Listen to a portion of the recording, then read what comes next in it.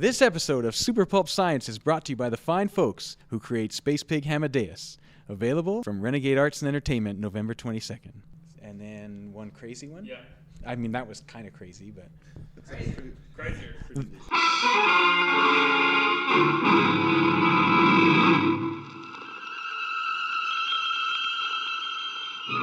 Attention, citizens! It's time for Super Pulp Science. Let's start talking about 90s toys, because that reminds me. Wait, we can't start yet. We have to do our God. intro. Don't you know how this works? 90s toys. Okay, Fine, go ahead. This is Super Pulp Science. I'm Gregory and Justin with my guests, Justin Curry. And Donovan Yaciuk. All right, and today we are going to talk about all kinds of different things related to making things either super pulpy or scientific. Donovan, why don't you tell us your relationship with comics, starting from your earliest yes, the embryonic yeah. phases, right? Yeah. First of all, honored to be here. This is great. I love the podcast. Thanks for having us. Yeah, that's right. Thanks for offering to get me more coffee than I need to. Wow, comics. Aren't they great? They are great. Yes. How old were you? How First old one. was I? I remember my first comic book. Tell us. And I'll need to know your guys too. Okay, I remember mine I too. feel awfully under the spotlight here. It was, and I got to restore this book. So backstory: I do some work for Marvel, restoring their old books for the Masterwork series. Cool. And I got to yeah, I'll wave with this hand. I got to recolor this comic, which was the first. So wait. You got to work. I got to work on the comic actual book that started you into comics. The circle was complete. Wow. I played the Lion King soundtrack. Whatever. Wow. The Elton John You didn't just song burst is. into fire and then vanish from the universe? No, I know. No? Yeah, that's right. I reached Nirvana, but it was Spider-Woman #1. Come on, Yeah, really? which That's was, your which was first comic? totally. I mean, I don't know. It's as I always say, it's not a classic that everyone. No, it is, but that says a lot about you. Those of our listeners who don't know that I know Donovan and I've seen him in action, the fact that Spider-Woman #1 is his first comic. To know her is to fear her. Yeah. That hooked me. So I was 4, and my mom, in the 70s, kids roamed freely in back seats in giant boats of cars, and Yeah. there were no seat belts or anything like that. And I have this vivid memory of my mom probably to shut me up on a trip, hitting up it was Jim's Jug Store in good old Dauphin, Manitoba, which is probably the first time that store has ever been mentioned on a podcast. She threw it in the back seat, and being 4, I didn't read it immediately. But by the time I grabbed it, it was nighttime, and we were headed home after visiting my grandma or something. So I was reading it only in bursts of street lights. So I would get like 4 words in, and then it would get dark. Oh my And gosh. the light would come up again. And it It was was like a something cinematic comic experience. Yeah, It's it like was- an animation, but one panel every minute. It was so bizarre, but yeah, that's right. But that whole experience just kind of solidified with me, and it kind of heightened that excitement. Like, okay, I just got to wait 4 more seconds for the next word, kind of thing, right? So it was this really awesome sort of moment surrounding how I read that book, and then it's been I've got it framed on my wall in the studio. I've got the reconstructed cover that I did. And then you printed worked on out. it as well Yeah, as and a then I worked on restoration. it. How was that? I mean, the patina of nostalgia can be very strong on a book, and I'll tell you about mine in a little bit. Yes. But going back and actually, doing the colors, you have to I gotta carefully look at match. every That's right. line. That's right. And in some cases, I had it almost memorized. I mean, I've gone back to that book so many times over my life just for that nostalgia purposes. It doesn't hold up well. No, doesn't hold up. No. I think Marv Wolfman wrote it, but and the other favorite book that people that know me, I'm a big Secret Wars 2 fan, which nobody likes. Why Secret Wars 2? Well, so growing up in Dauphin, I'd read Spider-Woman, and then it was canceled, and then only Spider-Man until like grade 4 when Secret Wars 2 came out. And the Spider-Man books had this like to be continued in Secret Wars 2 triangle on the cover, right? So that was my introduction to the rest of the Marvel universe, to Sienkiewicz, New Mutants. Like, it just opened that all up for me. But it really is terrible. And I remember coming to Winnipeg as a grown man and working at Digital Chameleon, and we had the late night conversation. What's your favorite book? What book do you want to read? I'm like, what my favorite was? Secret Wars 2. And you literally heard like the record go. And that was the first time in my life I clued in that it was actually a piece of garbage. But up until then, it was the most amazing thing I'd ever read. You didn't know any better. I had and it was all nostalgia. That's why I loved it for the 10, 15 years afterwards. Right. Anyway. This is all sounding very familiar because I grew up in a very small town as well, where the grocery store got comics like twice a year. They got like 3 or 4 comics. And at home, I know my grandma used to work at a drugstore, and so we had all these Silver Age Marvel comics with their covers taken off, and DC, their covers taken off. So I had a bunch of those, but one of the ones that really sticks out in my memory is like a big getting me into comic was Predator versus X. Who was this like? Oh, that's a Dark Horse book. It's a Dark Horse, yeah. And because it was all my comics, like through my childhood, I liked them, but they were all kind of the same. They were all like, you know, classic Marvel and DC, and they all kind of like melded together. And then I saw that from Dark Horse for the first time, and it kind of like opened my mind to like comics can this be other whole things. other world of comics. Yeah, so that really sticks out as like a moment like where Not to comics mention don't how just have to be ultra-violent like that book was. Oh my God, I should not have been able to buy that, but I don't. Who did it? I don't. Who did I can't remember who the original creator of X, but that was during the time when Dark Horse had the license for Aliens and Predator, and then they put out a ton of actually pretty top tier stories. Yeah. I would have loved to have seen most of their Predator work adapted into film for sure. So for me, my first comics memory is one that people who have been around me talking on panels has probably heard before. My dad used to go to Tony's Barbershop. For 40 years, he went to Tony's Barbershop in Winnipeg, and he would take me with him. So when I was like 6, 8, 9 kind of thing, I would go with him on Sundays to Tony's Barbershop. He would get his beard trimmed, and I would sit. And Tony, I guess, had a buddy who must have had a grocery store or a convenience store or something, because he would get all the coverless comics stacked up at Tony's Barbershop, right? For those people who don't know what the heck we're talking about with these coverless comics, you used to send the covers back because it was cheaper to ship to prove that you hadn't sold a book. And then those coverless books were supposed to be destroyed, but usually they were passed around to neighborhood kids or whoever. Note to the industry, if you want to get kids reading comics, maybe go back to that model. It's a great model. So I'm sitting there, and I was an avid reader at that time, but I hadn't really been introduced to comics. And I looked over, and here was a stack of books with no covers, and it was during this period of Marvel Comics where I now know where the Dire Wraiths and the Rom property had crossed over with all the other books. And so it was the first comic book I ever read had this badass woman of color with a white mohawk and a leather jacket with a switchblade fighting monsters, and then she shows up and her buddies all have superpowers, and they talk about how she used to have superpowers, and then some of them transform into these horrible monsters, and it's all a trick. And I was like, what is this? Same response as you. I should not probably have been reading it at that age, but then I wanted to go to the barber every weekend. Sure. And that stack was the same stack, and that's when I first got introduced to a whole bunch of characters. Like Ant-Man had a Dire Wraith story that was all in there. Wherever this stack came from was part of, I guess, an overage from somewhere that all had these Dire Wraith stories. And then the next big comic moment for me was after that. Once I knew those things existed, I went looking at garage sales. My dad and I used to garage sale a lot. This was a thing, and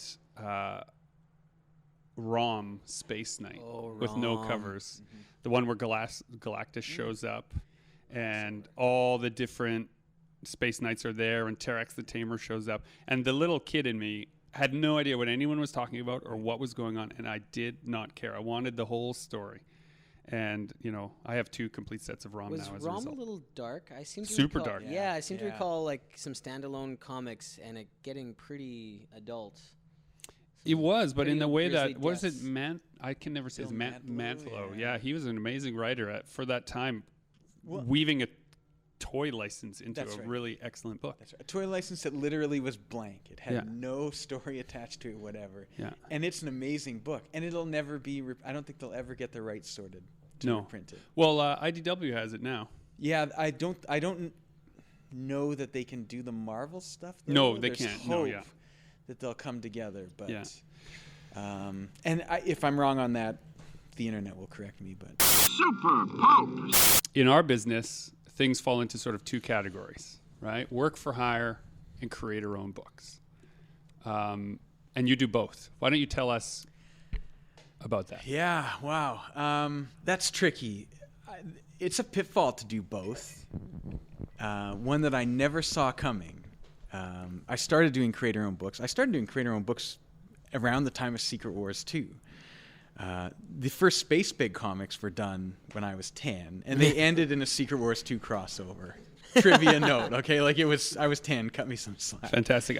When I was 10, I made a comic called the Insufferable Bulk. So you're totally free. I'm good. Right? You're free. You're okay. totally free. Everyone does it, right? Yeah. It's nothing to be ashamed of. When I first started publishing them as an adult, I had a full-time job, and I remember just thinking, gosh, if I could just get out of this, get self-employed, work on licensed comics or, like someone else's property during the day, and I'll have all this time at night to do my own stuff. Actually, I'll just interrupt briefly. Let's assume that someone listening to the podcast doesn't know the difference between the two, so I'll just briefly lay that out.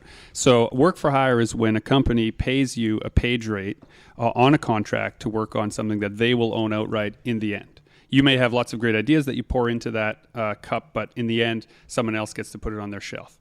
A creator-owned book may come out from another publisher, but ultimately you own the rights to everything in perpetuity. And, if there's a movie deal or if there's a toy deal, you're in charge of those things. Correct. So that's the difference. So I figured if I work on other people's properties, I've got all this time at night to keep my own balls going. Can I change that sentence? My balls should just stay where they are. Or you can keep that in. That's up to you. I think we're keeping that in. Yeah. My balls are staying where they are is the new title, right? Yes. Anyway, long story short, once you're done working on other people's stuff during the day, there is no energy left. It's obvious when you say it out loud, but if you're one of those people that's got that day job, it's not an excuse to not get your own stuff done. Right. But okay, so your day job, you color comics. I color comics. And you do restorations. And I do restorations for old Marvel stuff. And how many hours a day is that? Oh, well, there's probably the story I tell and the story my family tells. I would say, I'll put in 8 to 12 hours a day. Doing other people's stuff. I'd say it's full 8 to 10 doing other people's stuff. And that's average because there's some days when you don't do any. Yeah, or you travel to a show. And That's right. Yeah. That's right. So it's very time consuming, but you get really good at it. Right. When you work on other people's stuff and it's the deadline thing, right? That I know this podcast talked about before. Mm-hmm. You have to meet other people's deadlines. Right. You get really quick on the fly. Right. It's a great workout for your. So if you're so worked out, why can't you put your own stuff together as quickly? It's one of I wish I could explain it. It's an odd mental block I've had for the last year where it's just come to a complete halt, and some of it's burnout. You have to in this. Okay, maybe you guys we have are on the different table because you guys have a really impressive amount of output. So we always think we don't have enough. Yeah. Right. That we exactly. could do more. Well, and I mean to catch up to somebody or something. Yeah. If we could keep up with Sam and Claire, then we would be. Yeah, Sam and Claire are rather impressive. So hold on. So we have a big stack. So you're lamenting that your output, but I have a huge stack here of Spacepig Hamadeus, which is your creator-owned book. Which for those people, it's a perfect fit for super pulp science because it has superhero elements, it has supernatural elements, it has pulpy elements, it's got science fiction elements, it's got everything that you could possibly want. And correct me if I'm wrong, it's kid-friendly. It is kid-friendly. That's right.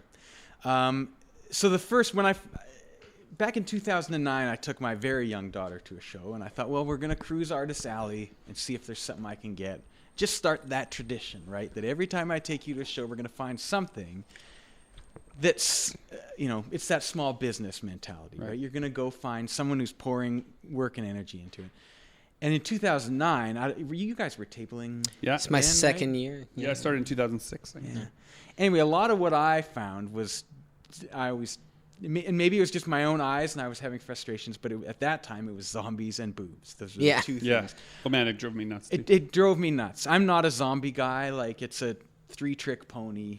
Yeah. And the third trick was done in 78. Like, you got to revisit that stuff, but it's just not for me. But it really caught fire, and everyone saw, this is how I'm going to, these sell. I'm going to make zombie books or zombie this. And boobs always sell. I got approached by this one table. I've never seen them back at a con to do colors for some vampire zombie porn book. And I'm just like, and that when I got that card, and if that person's listening, I'm sure your book ended up great. I don't want to knock anybody, but I just said, like, there's a need here. There's so many kids at these shows. And there was stuff tailored for them, but it was hard to find. It wasn't at that, the market and demographic that's coming out to some of these shows, there's a demand that could be met. So we saw that with, why don't you talk about that? Casting Tonk, Rust and Water, like what happens with the people that come to your booth? I always found that kind of interesting because I thought I was writing Cassie and Tonk and drawing for it. I see my demographic as like 15 to 30-year-olds. And then when it came out, I kind of realized it was a kid's book. And I'm glad it's a kid's book, but that's not who I thought was going to like be really into it. I thought I was doing it for my normal fans, but I was really doing it for like my fans' kids, kind of thing. So it was and lots of the people who come to shows bring their kids, like you said. Well, you brought your own kids. I bring my kids to shows. Dan brings his kids to shows. One day you'll have kids, Justin, and then you won't be able to go to shows for. That's why I'm hustling so much right now, because I know I'm on a timer. Right. Well, and as we're finding out, we're literally yin to yang, because I wrote mine originally for a much younger demographic, and then found older people like it. Yeah, it was older, so but when I say it's suitable for kids, like, it's suitable in the same way like some of the 70s Spider-Man stuff is suitable for kids. Like, there's no drugs in my book, but I'm thinking in particular some of the like Harry Osborn stuff. Yeah, right. Like, it's something that all ages can read. Like, we read those as kids, and we all turned out.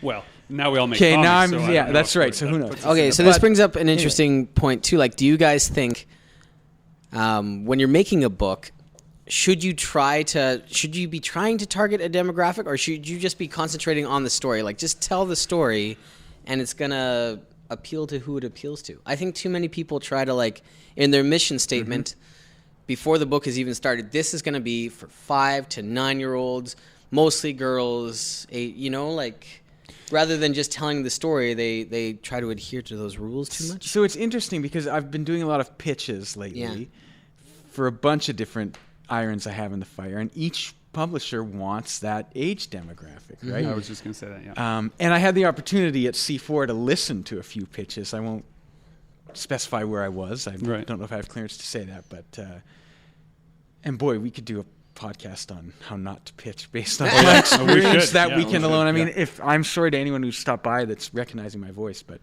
it was wow. I learned more about pitching. Listening. Okay, then. Anyways, but to answer your question, let's come back around. So you said, should you have your audience in mind? I've done 18 or so books now, either as a writer or as an illustrator, and every time that I thought I knew who the audience was and set it out with a specific audience in mind, it found a different audience. The one thing that I'm realizing about books, once they're free of your intentions, they find their own audience, and they live or die based on that audience. And you can definitely try to engineer that, and publishers do with advertising and things like that. But the truth is, you want to show it to everyone because you don't really know who it's for. I think. Yeah, I've thrown that baby out with the bathwater. Now I just focus on whatever themes I've got in my head and the story, and go from there. But I do try to make it as wide as possible. Yeah. Well, like, we know it's like cutting the swears out of the podcast. I was just going to say, like, we know that if we're making a book, if I'm making a book, I can call it an all ages book if it's absent nudity, sexual content, and like super visceral violence. A little bit of plot oriented, action oriented quote unquote violence is okay. People can deal with that. I love that off-scene violence. What do you That's call it? right. Like Between panel violence. Yes, you set it all up, and then you pan away, and you just hear the ka-chunk, Yeah. and you don't show it like that. I think that's more effective storytelling, anyways. Yeah, and you can show that to kids a lot easier, and then show it to parents, and parents will look at it and say, yes, my kid can Well, read and that. that's how we got through stuff through the comics code years, Yeah, right? right. Like as kids, but yeah. So I'm pitching and developing right now, and it's going to take a while. So this is advance notice. A graphic novel about Ukrainian internment in World War I, which Amazing. not a lot of people know about. Like, And now, is this part of your family history? not my own. I guess I'm Ukrainian personally. I have no family members that would have been personally affected. But the thing that's frustrating. So long story short, Ukrainians, when they immigrated to Canada or fled parts of Europe that were under the threat of war, faced a lot of xenophobia in Canada when they came over at the turn of the century. Well, and as a side note, my grandmother, who is Belarusian, pretended to be Polish to pretend to be Ukrainian to then come in and face all that stuff, and Really? she had 2 sets of false papers that got her into the country. So something? she had to maintain this Ukrainian origin despite the racism that was, and xenophobia was leveled at her, because it was way worse to be Russian than it was to be Ukrainian. Yeah. So they were called Austro-Hungarians at Yeah. the time. I won't. You're a teacher. Yeah. I was almost a teacher. We'll leave it at that.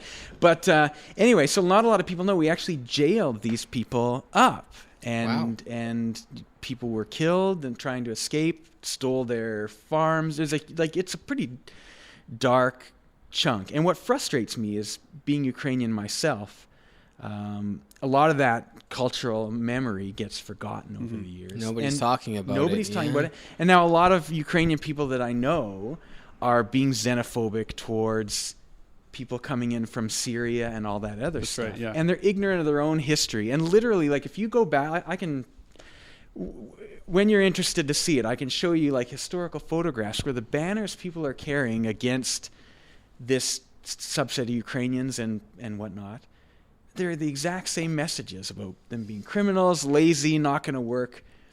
And it's like, if you just knew some of your own history, like Really smart not that enough- long ago either. and talking about forged passports and Yeah. stuff, like right now there are people that are upset that that's happening. Yeah. But your own ancestors probably had to do it to get Yeah, in. if not for those forged papers, I wouldn't be sitting here now. And that's Right. right. And why did they forge them? Because my grandmother's brother was in the field one day, and some Cossacks rode up and asked for directions, and then cut him down with swords, and then rode off. And the family was like, "Okay, we got to get some people out of this country real fast." Right. Possibly a little bit more agitated in tone, but that Right. was the sentiment. Yeah, I think so. That was a very calm reaction. Yeah.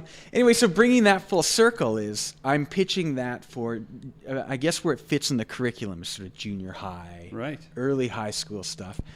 But I'm aiming, Yeah. that demographic is, I'm listing that in my pitches, Yeah. but I'm also writing it, I'm kind of lying. So if any publishers are, and I'm pushing that envelope farther, anticipating that it's going to get cut back. Well, it's right? interesting Like- that you. I so wonder. for that project, sorry, I have to think Yeah. about, because Well, we're it's both in that literally space. I directed just towards sold- schools, right? I Yeah. just sold a book to a publisher Okay. that has, refugee narrative at its core.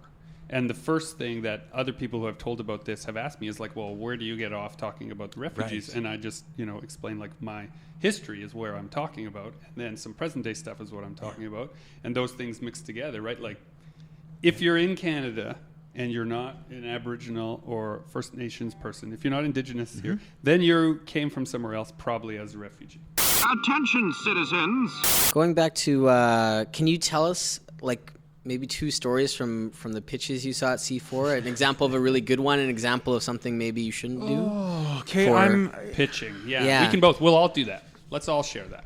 Because we're talking about creator-owned comics, and an important step in creator-owned comics is getting in front of a publisher for that second meeting. And that means you have to be good at the first encounter. This was the worst pitch I'd ever seen. Should I do this? Am I going to get anyway? Oh, no. Here we go. Okay, Can't so leave I us won't hanging name there. anybody, So and let's- let's put it this way. Let's set some ground rules. Okay, All right. okay. We're only going to be constructive, right? We're not going to be reductive, Right. And we're only going to set it up as an example for how that person, if they're listening, could improve it the second time. That's exactly what I was going to say. This is just meant as... So this person came up, and I was at a publisher's booth that I was volunteering at for C4. Again, I'm not comfortable. I haven't cleared with them that I should mention, so be as vague as people necessary. can add 2 and 3 and put it together. And he walks up and says... and I'm nothing at this company. I'm volunteering. I do a bit of work for them. But you're behind the table. I'm so behind you the have table, authority, and I have the hairline to look like I'm in charge. I don't know. So the guy says, "Yeah, do you guys take pitches?" And he's pretty excited and enthusiastic. And I know exactly who to funnel them to. I didn't say that, but I'm like, yes, we do. Like, by all means, bring your stuff, and they're excited to hear it. And he says, "Yeah, but you probably wouldn't like the books that I'm publishing." And I just felt like saying, "Okay, off." There's other people down the table I'd like to talk to, right? But I actually said to him, like, "No, you'd be surprised. Like, they've got novels, they're looking for genre specific stuff. Like, and throw that spaghetti at the wall and see if it sticks." And he starts telling me about it, and then his girlfriend just interrupts us and says, "Oh, look, it's Super Mario." I don't know who the video game character was. Right, a cosplay guy. It was just some cosplay walk by. He's like, "Oh, look, that's a great costume." And they talked about the costume mid-pitch, and then turned around about 20 seconds later and tried to continue. And it was like, really? Okay, You're so going to this is- interrupt your... And I'm assuming it was boyfriend, girlfriend, might have been brother, sister. Right. I don't know. But... Take it a little serious. It's like, Joanne, like, by all means, come with me, but no, maybe go by yourself and don't open with, "You're not going to like what I have to say." Like, Yeah, right. I was stunned. Okay, I so thought, let's holy dig smokes, into that, though. I am like, You've been I'm that going to win a person, Grammy for pitches because you've I'm been that person on the other yeah. side of the table, and you know that, just by if half. you've never done it, Right. and you finally muster up the nerve to do it, you're Sure. like, "This is my moment," and you are not prepared, then it's probably not going to go very well, unless you happen to be a marvelously charming, charismatic person, right? Unless you're John Hamm, you probably shouldn't just pitch off the top. Right. Right? And who is? So what could that So person handsome. have done? Start at the beginning. So, number one, I'm a nervous guy in general. It doesn't show sometimes, but I hate cold pitches. They're just not fun. And I don't know of a lot of success rate people have with just cold pitching. So my advice is always, well, just forge a relationship. Hang out with these people at the table. Talk to them about what they publish. Get a really good sense about, because he had no idea that this company had branched out into other things. Right. He knew their flagship character and just assumed that was it. Right. Right. But nobody likes getting a cold pitch. I can't imagine. I mean, just from talking to people, cold pitches are often uncomfortable. So it's work up a relationship and some sort of establish a base before you throw that Okay, let's pitch. do But something haven't fun. Yeah, haven't okay. Comic-Cons kind of, like, when I started going, I kind of thought, I don't know where I got this idea, but that was where you went to go and there's It is a where you publisher. go, yeah. Yeah. Here's my portfolio. Because there's only a table between you and them. So let's play. Let's do this. We're going to have, now, dear listeners, they don't know that I was about to do this to them. God. Chasing artwork. All right. You have opened to submissions. Donovan, I would like you to pitch Spacepig Hamadeus to Chasing Artwork. Let's see if you can do it better than that other fella. Well, see, number one, I would not. No, I would have no. already had this, but we already have this So relationship, go. right? That's what you just said. If you had one, if you had a relationship that you Okay. pre-existed, And no- then you should be able to pitch now. I'm waiting now. We're Okay, just so going to watch. hold on. I'm going to step to this here. Step to this is my radar is on, and I'm going to have already found out whether or not he's taking pitches, either by hanging out and listening. Okay, so you want context. Or just or doing my research, and I'd be like, so would you have this on your website? I would have checked there first and been like, I saw on your website that you're accepting pitches. How has that been going? Are you getting a lot of stuff? To which you would reply. We've been getting various pitches, some a little more interesting than others. Nothing that's moving forward right away. We're still just kind of on the lookout. We're not in any big rush. We're just looking to forge long-term relationships. All right. So now he's So- established that now- they do want pitches. What do you Yes. do? How And do you number follow two, this I'm up? going to back this up with another preface, is that if you're making your own book, you should be losing money at shows having a presence there. Couldn't with you the be table. making money at shows having a presence there You too? you could, but I prefer that model. I do for that model. Your family does too. I'll I tell don't you. My- I'll tell you my a story hungry about my children first show and prefer how I that model. paid people to take copies of my book. But anyway, Oh dear. because they should. Your first introduction should have been, "Oh hi, I'm Donovan. Love your stuff. I'm over it in this spot." Okay, this person did none of that. I didn't have. I don't think had a booth. I mean, they were there to check out Super Mario. It was someone from Final Fantasy VII. I haven't played it in 10 years, so I don't know. Sephiroth. I don't know who it was. It was an awesome costume. So anyway, I would then move that intro to like, oh, my name's Donovan. Like before I even got to that, I'm tabling over here. Like at least establish, okay, this guy knows that you're have skin in the game and are possibly selling. And if this conversation goes really well, that's what I love about Comic-Cons is now I can come and check out your stuff. Like Yes. everything that is you Yeah. is up on display, ready for Yep. me to take a look. And Okay, that so might as even a be- summation, hold on, I'll do a Yeah. summation Okay. in case we have to edit around it or our listeners are just skipping to the good parts, right? So in summation, you say, have a booth, have a product, even if it costs you lots of money out of your own pocket, have something that proves what you can do, approach that publisher with knowledge that it fits already, try to build up a rapport that is a little bit more than a cold pitch, and then invite them to see what you do on their own terms. Or have something there, you know, Right. like or have. At what point do you thrust Yes, your comic exactly. into that person's hands? Exactly. And should you? So this is a choose your own adventure. Okay. Okay, because you got to feel out. It's like, do you feel like this person wants your book right now or would respond well to that? You Oh, I have a should good- have that. Okay. I have a good story about this. Turn to with page Eric 58. Oh yeah. Okay. Who I did give books to. I Right. felt comfortable and Yeah. he was great about it. He sat with me and went page by page and critiqued the coloring. It was Yeah. awesome. So in 2007. Oh wait, it was hang on. 2007. Before we do that, Yeah. can I To go. can we finish the pitch thing? 'Cause Yeah. this guy's interrupting got our pitch. things to do, Sorry. right? I'm we the, we I'm don't the, want him taking up too much time. I'm the editing. spouse that's interrupting, not realizing what's on the line here. That's right. So turn to page 22 would be not incredibly receptive, but this is your first meeting. It's like, I'm at A37. Next time you're coming around, come by. We'll continue talking. Even if not. So my next thing is, okay, I'm aware of what you publish. Some of it's all ages stuff. I do an all ages book. Like, have you gotten a lot of submissions for those? You know, just talk about Yeah. that experience maybe And no, first. most people seem to be doing zombies and vampires, and it's all adult. There so, you go. Yeah. There you go. I've got a great book. It's science fiction based. It's got its roots. You know, talk about what the roots are. Its roots are Flash Gordon, Captain Future, who nobody knows unless they know it's. We're on Super Pulp Science. We know who That's right, Captain that's Future right. is. The only reason people know it is it has a poster on Big Bang Theory in their Oh. living room. Otherwise, nobody's read it. And the other comparable that I liked when I was maybe in my teenage years was Valerian, which is now a feature film. So it's sort of got its roots in these. I write, I letter, I color. So I'm pumping up the things I do about the book because I do So you're the whole everything package. but draw. I Yeah, don't. I mean, okay. I Well, and this is okay. So this is an advantage to you in some regards because if they like the writing and Right. they like the packaging, Yeah. but they don't like the artist, right. right? As a publisher, they sometimes like to pick that. That's right. Right. Or, and so other things that have happened is it's just been like, well, the coloring's really nice. Can you do a pinup? Can you do this? Can you do so?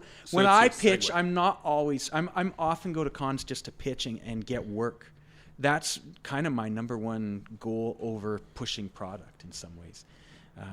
Get some future projects. Just to in the- get, and now of course find myself doing so much of that I'm not doing. So it has, but anyhow, so that's how I would start that pitch is just progress. There was another group that came by that same table that just jumped right in. And they were very good and very enthusiastic, but here's the book, it's in your face.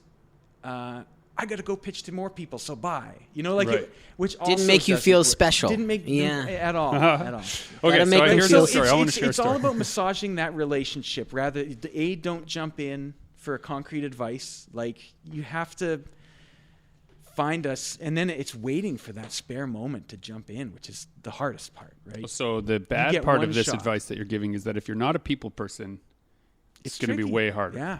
So Let your work do the talking Let your if you're work not a people person. And that's then, why yeah. it's like, come by my booth. yeah. Hopefully I'm busy. If you're not a people person, then you can at least flip through the stuff. Yeah. Or preface it by saying that. Some great pitches that have been given to me were, in two instances, one, a woman came up and said, she had stood around kind of nervously for a while. She clearly had a pitch with her. She had a binder with some stuff. And she started by saying, her opening line was, "I'm way better on paper than I am in person. I'm way more confident online than I am in person. So I'd like to leave this with you and come back in a bit." I like that. Ooh, that's good. I think that's really what I good. liked about it was she knew herself. Yeah. And she also knew her strengths. And the book was actually quite How- good. Yeah. So it was a book. It was a. Yeah, it was a book. It was a pitch for. It was like a science fiction adventure story, and she had written and illustrated it, and it was really quite good, and it was true.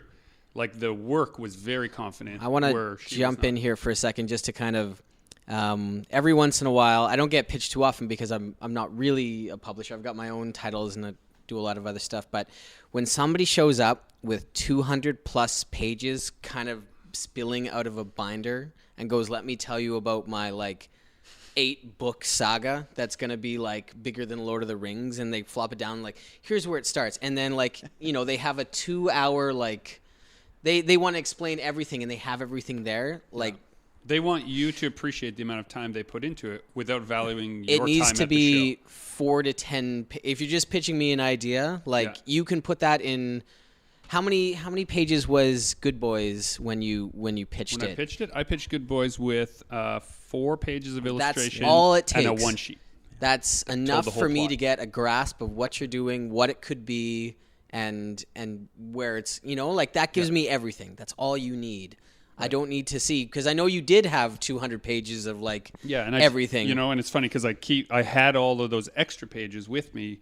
Because I was sitting for dear listeners, I went to a publisher and I brought a bunch of different pitches, and each of those pitches were boiled down into a single page that had a story wheel on it, a single page that had 1 paragraph, all on this giant piece of paper. The only thing was there was 1 paragraph that boiled down the story. It's like bite size. Yeah, bite size. And then if they cared beyond that, there was pages of illustration to go with it, but only 3 or 4. I had 20, 30 pages for each of those projects. I could have showed them, but not unless they were interested. So once an interest was shown, then I said, if you're interested to see more, I have more with me. But I didn't open with that, and it went very well. Science. 2007. I want to say 7 or I'm not exactly sure. We're in the Wayback Machine now, but I went to San Diego Comic-Con. I said, I'm going to make comics for a living. Somehow, some we way. all laughed. And we all laughed.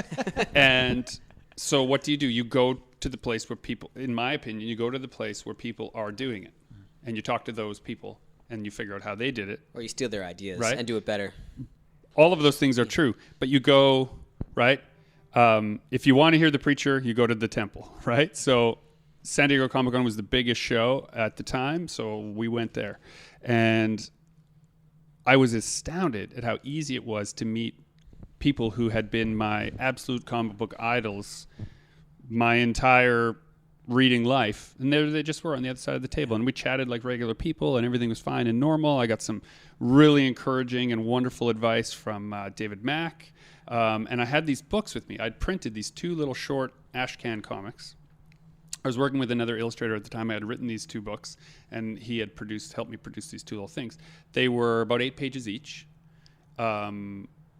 I had a buddy who worked at a print shop, so we went after hours and produced them halfway professionally. And then I had these with me at shows so that if I could open a conversation when they would say, well, what do you do? I said, well, this is the kind of stuff I'm doing now. But it'd be short enough that if they weren't interested at all, it's a few breaths where they flip through it, pass it back, and say, okay, thanks. Yeah. So I'm hanging around the Image Comics table because I took great pleasure in meeting Robert Kirkman and all of these other guys who were sort of on the bubble, right? And I just thought it was so cool to see that frenetic energy. But there's Eric Larson, who's been doing it forever. And suddenly he has no line. There's just a moment where he must have left and come back, and there's no line. And so I'm like, oh, this is my moment. Now I'm going to preface this by a parallel story. The guy who was doing the illustrations for me at the time, Aaron Rintoul, he was also a music publisher. He had this crazy techno side publishing thing called Sublight Records. And in his place of business, he had a box that he called Destination Oblivion.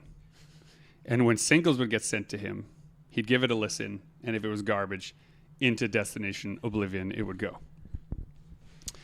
So I'm there now with Eric Larson, thinking very much about this Destination Oblivion, and this is not where I want my book to go. And so I'm watching how he's interacting with people doing pitches. And a guy shows up, and he has his penciler there, and his colorist with him, and his letterer there, like the whole team is there. And they pass a book to Eric. They say, hey, Eric, can you look at a book? And he takes in this huge intake of breath. He looks all four of them in the eye, and like to his credit, he makes personal contact with each of them. And he says, only if you're willing to hear what I have to say. Wow. Right? So it was like, I'm scared now. my gloves are off, right? So yeah, show it to me, but I'm going to tell you the honest truth as far as I am as a professional comic book guy. And they're like, yeah, they're super excited, and they give it to him, and they're so proud of their work, and I felt for them because I wanted it to be as good as their enthusiasm.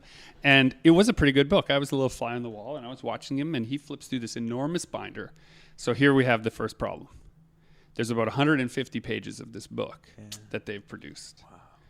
And he's flipping through it, and the first thing he says is, he's 2 pages in, he says, you'll need a new colorist.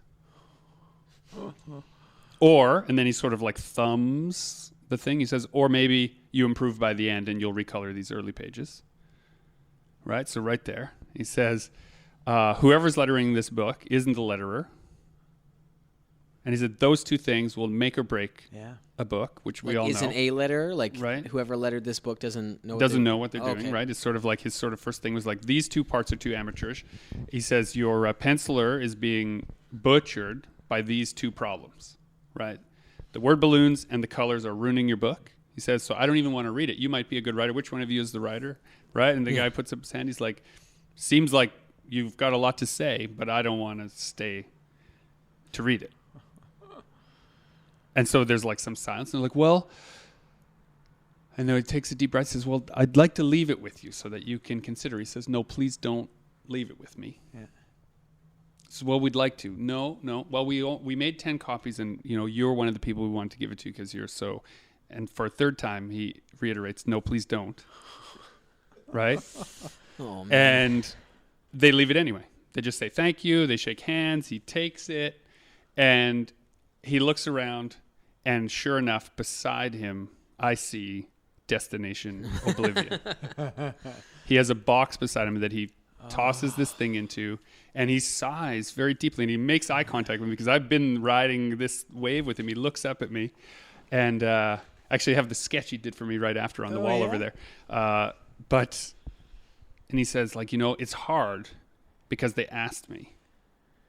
And I was like, well, I guess I shouldn't, right? And he says, as long as you're not planning to leave it with me, then I'll look at it. And when I took out my little 8-pager, which like folded down, it's like 4 pages folded in half, right? The look of like pure relief on his face, right? And he's like, oh yeah, I'll look through that, right? And he flipped through it, and he read both of those little books I brought because it was short and it was to the point, and he really liked the art. And so and he gave somebody the like writing, that can size you up from that example. He doesn't need 150 pages to know. Yeah, he said, and then he asked me something else that I always thought was kind of telling, or maybe it was just in the moment. He said, do you have a card? I said, I do, and I'm like really excited now because Eric Larson works my. He said, good. But he doesn't ask for it. Just good, right? He's like, he's assessing, like, am I ready for this pitching step, right? And then he says something quite wonderful. He says, I'd like you to send both of these as a regular submission to Image Comics, right? And I say, right, because if I leave them, they end up in Destination Oblivion. He laughs at my reference, but he doesn't know it, so I explain that story to him. And we have this great conversation about how people all want to leave their giant volume with him. And he has to put all that stuff in his suitcase? No. He's not going to. He has to travel home. He's not going to put 80 You're pounds of people's pitches in his suitcase and fly home. When someone signals to you that it's done. Yeah. So who's my stepdad has a great story about Robert Wagner. You probably Oh, yeah. yeah. So somehow he ended up. Sorry, that was really rude. I'm like, you're too young, Justin. You have all your hair, and so does everyone at this table. Damn all of you to hell. He ended up in L.A. at horse races, and somehow there's a line where they demarcate like the stars who are gambling from the everyday person. Yeah. He ended up on the other side of the line from Robert Wagner. And started a conversation with Robert Wagner. And Robert Wagner humored him for about 30 to 40 seconds.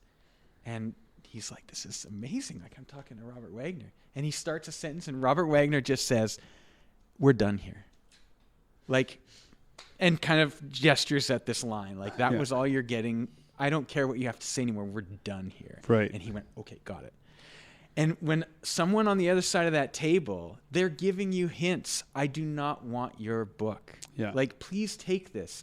Yeah. There's no scenario. They're telling you there's no scenario where if you leave that, they're going to stumble across it and think we should call these guys back. Like, you're essentially shooting both of your feet at that point. And I've had publishers, Chapter House was one of them, that said, and I think you got the same invite. It was just, you need to send this to us. Yeah, send us That's stuff. your goal. Yeah. They don't even need to take it. If they say send it to us, it may be them brushing you off politely. Yeah. Or it may be them interested in it. But either way, that's your cue to know, okay. Well, and here's the thing. Even if they're trying to brush you off, when you send it, it shows that you're serious. Right. Right? When you send it through proper submission channels, it shows that you're willing to do that step. Actually, that's kind of one of the tricks I pull when somebody wants to commission me. My first thing is I make them do a bit of work.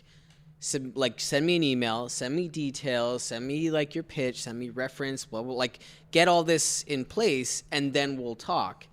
And 9 out of 10 people never do that. Do you because have they're actual not intent? serious. Yeah, they're not serious. They're not serious about it. And I think probably with that too, when they say like submit this through our proper channels, they're just trying to feel out if you're actually serious. Maybe they're not ready to take it right then and there, but I think probably they just know that a lot of people are just shotgunning. They're trying to get every publisher to take a look at their stuff. So they make you do a little bit of work.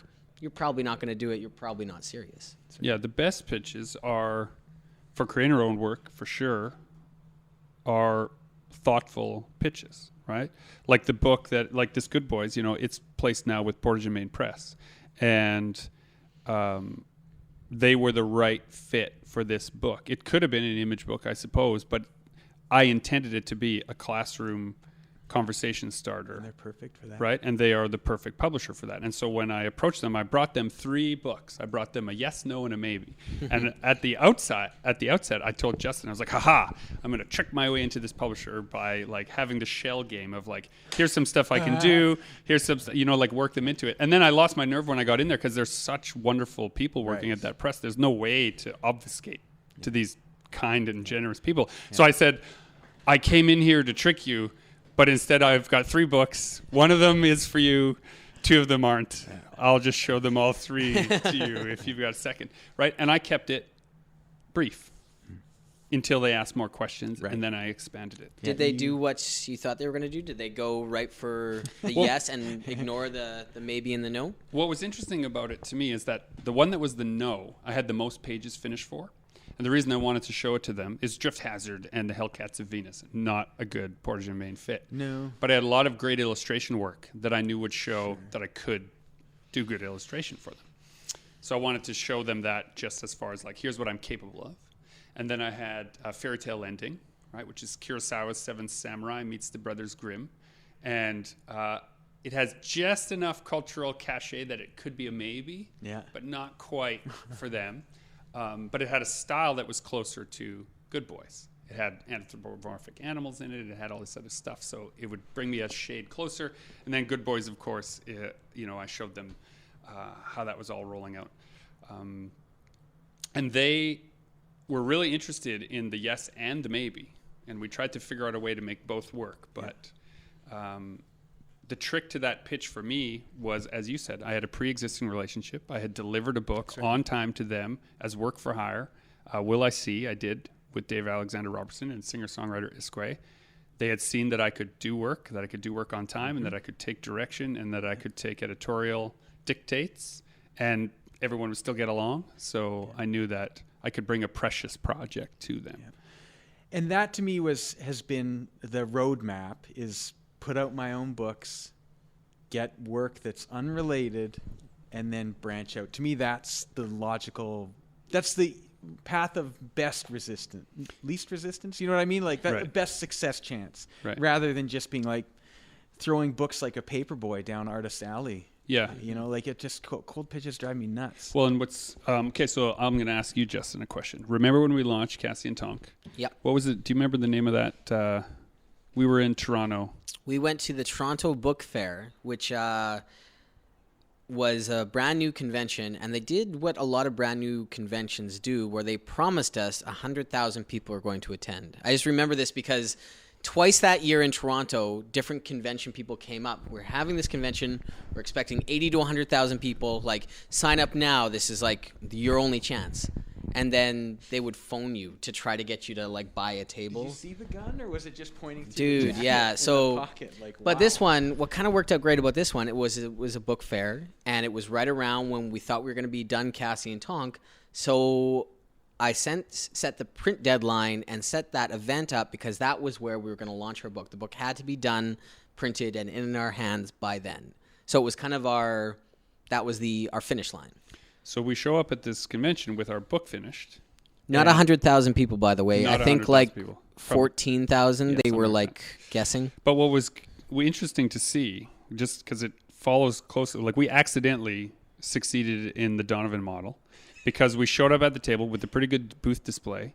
We had a product that we both believed in, and we brought stuff for kids to do at the booth. So we had this sort of artificial line that was created, so there seemed to be some buzz. And then other publishers came to us, looked through the book, and then asked us to submit, like 2 or 3 other ones. You know, one I don't mind naming because it felt like a big feather in our hat at the time. Someone from Scholastic came over and said, "Why didn't you send this to us?" Right? Wow. And that was just a question of us being present, right? But how did it feel to you to then, because we also took the book around, shopped it a little bit. What was that like for you? Because that would have been your first experience doing that. I think when I see people at conventions and they talk about, here's my comic book project, here's my book project, here's the thing I want to do, I was always a little annoyed that nobody ever followed through. Everybody had grand ideas, and it's going to be epic one day, but 4 years later, they're still talking about how it's going to be great. So I just wanted to prove to myself that I could walk the walk. I could actually finish the book I'd been talking about. So I wasn't even thinking about like publishers or where it was going. It just personally, I wanted to finish a book to prove that I could do it. That's interesting. Now that you say that in retrospect, when we would take it around and introduce ourselves or whatever, you didn't ever get flustered no matter who we were talking about. You were just like, look, I finished this book. We made this thing, right? And isn't that a great feeling? Super Pope. Have I ever told you guys the birthing pains that the captive planet, Spacepig Hamadeus and the captive planet went through? No, tell us about It's Spacepig Hamadeus and the captive planet. I don't draw. I do draw, but I draw really slow, and it's not to my exacting. You're also a painter, a pretty good painter. specification. I like to paint. I've had a moment with painting. I do a lot of crummy paintings. I love painting, but I don't get to do enough of it because I'm coloring all the time. So when I first decided I was going to self-publish books, this is 2009, I recycled a story that I wrote at 10, brought it up, right? I'm ready to go. And I announce it to everyone. Similar to the advice that was given previously on this podcast. Make a deadline and work towards it, right? Yeah. Okay. The only problem is I can't draw. So I had to work with other people, and the artist I signed up with, I won't name, bailed. No. They're not as invested, right? So they did these first few pages here? No, that artist in particular did nothing that's in the final book, and is a great person. I wish them all the best, but I mean, whatever. Wasn't a good fit. So I had a table booked at a local con, and this artist bailed. I had nothing. So then I had to scramble and draw 4 pages. So my first show was a 4-page pamphlet that was drawn in like 2 days, which is not, it's just, I'm not happy with it, but whatever, right? I literally had to get these printed at a local printer and paid people to take my book. Like it cost like $5 a book to print, and for a 4-page pamphlet, I didn't feel good charging more than like $3. Right? It was just, this was added for a second printing, all right? That stuff, right? So, anyways, so fine. Con came. I wrote a prequel to the story I was planning on doing. Found another artist, kept going. Of course, they're super slow, so I had to write another prequel for the next show. I'm literally have written them one backwards. I've worked backwards. And this is all because of the timeline of the Because artist. the one I wanted to do, artists kept being slow and bailing on. So let me ask you a question. You're a writer of an independent comic book, and you need artists. Correct. Where do you go to find them? Now I go to shows. Right. At the time, I hadn't done a show yet. So at the time, you used the internet? Yeah, that was one of several mistakes. Okay, now, so hold on. Why do you say it's a mistake to reach out online for artists? I would always I think it's best to pick someone that's worked with someone you know and trust. Right. Get a good referral from somebody you've met in person. So it's like being in the mafia. Like, yeah, you have someone's got to vouch for you. Yeah, that's right. I wouldn't do that ever again. So it ended up. So if you actually look at Captive Planet, this was the 3rd artist to do it, and he bailed after half the book. So it switches art styles halfway through. Right. Right. But you also switched the coloring style a little bit, so that helps. Yeah. Well, I tried to unify it as best I could. But anyhow, and that was another guy that nobody I knew had worked with. Right. But for 3 years, we worked really well together, and then he just disappeared. Right. I'm not angry. I just don't know where he went. I don't even know if he's still alive, to be honest. But still, it's one of those things where if you can't do the whole book, like I recognize my weakness. Right. I'm not going to sell a lot of books if I draw it, and I'm not going to get it picked up if I draw it. Just to play that complete honesty card with myself. So I've said before that if you take more than a year to finish anything, you probably shouldn't be in this as a job. Right. Right. It's sort of, and that's a harsh thing to say. It is. But it's mostly because you have to feed the beast, which is the people who buy the books. And if you don't have regular things to give them, they lose interest. That's right. So if you can't finish things in a timely fashion, you kept having to switch. So you understood the need to have something new. Right, because I kept writing books that showed up before. What do you do now? You have a different model. You have stuff coming up much more regularly now. And an announcement, I think, as well. Oh, and yeah, for sure. So Renegade Arts and Entertainment, who you've worked with, I think. Justin, didn't you do something? Yeah, I did Underworld with them. I worked with Laverne Kaczynski. I've talked to them on a number of occasions, but I've never done anything with them, no. Nico nice is guys. who I'm thinking of. Yeah, Nico Rudolph did Big Bears and Babes. In Captive Planet, by the way. Did a short story. He's awesome.